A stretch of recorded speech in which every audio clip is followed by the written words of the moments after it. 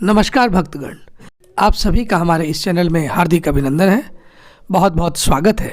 आज एक और नई प्रस्तुति के साथ हम आपके समक्ष हाजिर हैं। आज हम आपको बताने जा रहे हैं हिंदू पंचांग के हिसाब से माघ के महीने में पड़ने वाली अमावस्या को मौनी अमावस्या के नाम से जाना जाता है। मौनी अमावस्या को बहुत खास माना गया है। इस साल मौनी अमावस्या 21 जनवरी को पड़ रही है। अंग्रेजी कैलेंडर के हिसाब से ये साल 2023 की पहली अमावस्या है।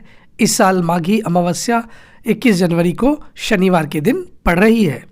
इस दिन मौन व्रत रखने का विशेष महत्व है।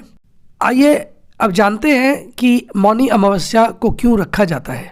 ऐसा कहा जाता है, मौनी शब्द मुनि से बना है और ऐसी मान्यता है कि इस दिन साधु संत मौन रहकर मन और वाणी दोनों को संयमित करते हैं और ईश्वर के ध्यान में खुद को लीन रखकर तमाम विशेष सिद्धियों को प्राप्त करते थे।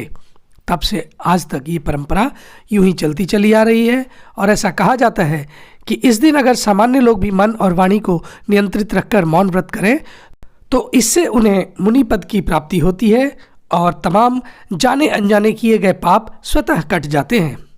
भक्तगण, आइए जानते हैं मौनी अमावस्या से संबंधित व्रत कथा और इसका महत्व। धार्मिक मान्यताओं के अनुसार मौनी अमावस्या के दिन मन और वाणी को विराम रखते हुए स्नान कर प्रभु के नाम का स्मरण करने से सभी मनोकामनाएं पूर्ण होती है। मौनी अमावस्या के दिन कुछ महत्वपूर्ण बातें हैं, उनका विशेष ध्यान रखना चाहिए। आइए उस पर चर्चा कर लेते हैं। शास्त्रों के अनुसार जब सूर्य और चंद्रमा के बीच का अंतर शून्य हो जाता है तो अमावस तिथि का योग बनता है। धार्मिक मान्यताओं के अनुसार अमावस्या की तिथि भगवान विष्णु को अत्यंत प्रिय है। पौराणिक कथाओं के अनुसार मौनी अमावस्या के दिन मनु ऋषि का जन्म हुआ था। इस दिन मौन व्रत कर विधिवत श्रीहरि भगवान विष्णु जी की पूजा अर्चना करने से मुनि पद की प्राप्ति होती है। भक्तगण, जो लोग मौनी अमावस्या के दिन व्रत रखते हैं उन्हें मौनी अमावस्या से संबंधित पौराणिक कथा का श्रवण करना चाहिए। तो आइए सुनते हैं मौनी अमावस्या की पौराणिक कथा क्या है। प्राचीन काल में कांचीपुरी में देवस्वामी नाम का एक ब्राह्मण रहता था। उसकी पत्नी का नाम धनवंती था। उसके 7 पुत्र और 1 पुत्री थी। पुत्री का नाम गुणवंती था। ब्राह्मण ने 7 पुत्रों का विवाह करने के बाद बेटी के लिए वर तलाशने के लिए सबसे बड़े पुत्र को भेजा। उसने एक ज्योतिषी को कन्या की कुंडली दिखाई तो ज्योतिषी ने उन्हें बताया कि विवाह होते ही कन्या विधवा हो जाएगी। ज्योतिषी की बात सुनकर ब्राह्मण बहुत दुखी हो गए और उन्होंने इसका उपाय पूछा कि कैसे इस कष्ट का निवारण हो सकता है। उपाय पूछे जाने पर ब्राह्मण ने बताया कि सिंघल द्वीप पर एक सोमा नामक धोबी रहता है। यदि कन्या की शादी से पहले घर आकर वह पूजन करे तो यह दोष दूर हो जाएगा। ब्राह्मण ने गुणवंती को अपने सबसे छोटे पुत्र के साथ सिंघल द्वीप भेजा।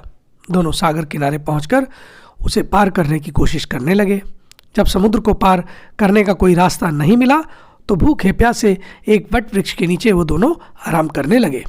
पेड़ पर घोंसले में एक गिद्ध का परिवार रहता था। उस समय घोंसले में सिर्फ गिद्ध के 1 बच्चे थे। वह सुबह से भाई बहन की क्रियाकलापों को देख रहे थे। शाम को जब गिद्ध के बच्चों की माँ भोजन लेकर घोंसले में आई तो वे उस भाई बहन की कहानी बताने लगे।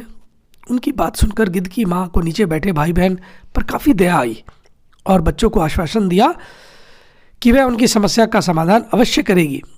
यह सुनकर गिद्ध के बच्चों ने भोजन ग्रहण किया। दया और ममता से वशीभूत गिद्ध माता उनके पास आई और बोली कि मैंने आपकी समस्याओं को जान लिया है। इस वन में जो भी फल फूल मिलेगा मैं आपके लिए ले आती हूँ तथा प्रातःकाल में आपको सिंघल द्वीप धोबी के पास पहुँचा दूंगी। अगले दिन सुबह होते ही गिद्ध माता ने दोनों भाई बहनों को समुद्र पार कराकर सिंघल द्वीप सोमा के पास पहुँचा दिया। गुणवंती प्रतिदिन सुबह सूर्योदय से पहले सोमा का घर लिप दिया करती थी। एक दिन सोमा ने अपनी बहुओं से पूछा कि प्रतिदिन सुबह हमारा कौन घर लिपता है। बहुओं ने तारीफ बटोरने के लिए कहा कि हमारे अलावा ऐसा कौन करेगा। लेकिन सोमा को उनकी बातों पर यकीन नहीं हुआ और वह यह जानने के लिए पूरी रात जागती रही।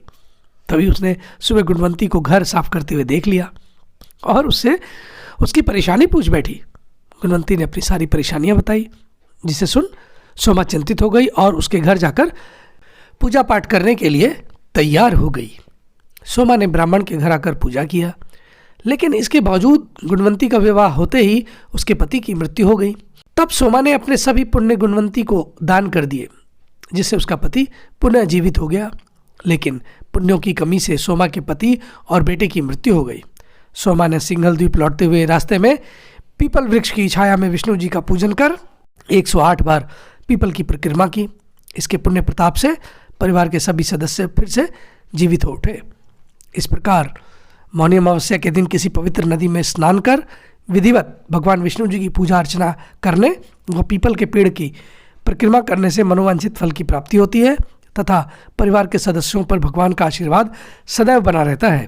तो भक्तगण, ये थी हमारी आज की प्रस्तुति मौनी अमावस्या का महत्व और उससे संबंधित पौराणिक कथा। आपको कैसी लगी? कृपया अपनी राय हमें व्यक्त करके बताएं। इस पर अपने कमेंट्स लिखें और अगर आज की हमारी मौनी अमावस्या की पौराणिक कथा आपको पसंद आई हो तो कृपया इसे लाइक करें, अधिक से अधिक शेयर करें। कृपया हमारे इस चैनल को भी सब्सक्राइब करें। इन्हीं सब के साथ अब हम आपसे आज्ञा लेंगे। नमस्कार और भगवान विष्णु जी की जय।